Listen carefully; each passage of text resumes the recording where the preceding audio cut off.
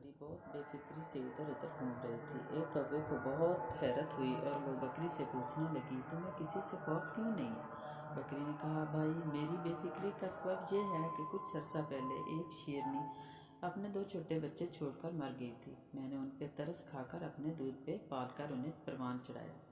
اب وہ جوان ہیں اور انہوں نے جنگل میں اعلان کر رکھا ہے کہ ہماری بکری ماں کی طرف کوئی میلی آنکھ کر کے بھی نہ دیکھے۔ سو اب کسی بڑے خونخوار جانور میں بھی یہ ہمت نہیں کہ مجھ پہ ہاتھ ڈالے۔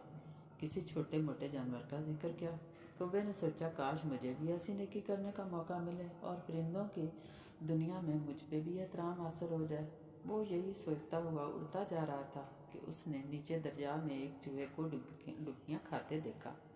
وہ فوراً نیچے اترا اور چوہے کو دریا سے نکال لایا اور ایک بڑے پتھر پہ لٹا کر اپنے پروں سے ہوا دینے لگا تاکہ وہ خشک ہو جائے۔ جوں ہی چوہے کے حواس بحال ہوئے، اس نے کوے کے پر اترنے شروع کر دیے۔ کوہ بیچارہ نیکی کی دھن میں مگن تھا اور چوہا اپنی کارگزاری میں مصروف۔ اتنی دیر میں وہ خشک بھی ہو چکا تھا، لہٰذا اس نے اپنے بل کی طرف دوڑ لگا دی۔ کوہ نیکی کر کے بہت موج میں تھا۔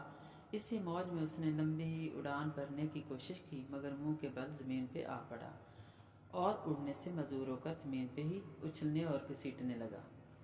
اتفاقاً بکری ادھر سے گزری تو پوچھنے لگی، بھائی کوے، تم پہ کیا گزری؟ وہ غصے سے بولا، یہ سب تمہارا کیا دھرا ہے۔ تمہاری باتوں سے متاثر ہو کر میں نے نیکی کمانے کی چاہ میں چوہے کی جان بچائی، مگر وہ میرے پر ہی کتر بھاگا۔ بکری ہنس پڑی اور کہنے لگی، بے وقوف، اگر نیکی ہی کرنی تھی تو کسی شیر کے بچے کے ساتھ کرتے۔ چوہے کا بچہ تو اپنا چوہا پانی دکھائے گا۔ بدذات اور بد نسل کے ساتھ نیکی کرنے والے کا یہی حال ہوتا ہے جو تمہارا ہوا ہے۔ کووں کے بچے موتی چگنے سے ہنس نہیں بن جاتے اور کھارے پانی کے کنویں میں میٹھا ڈالنے کے بعد بھی کھارے ہی رہتے ہیں۔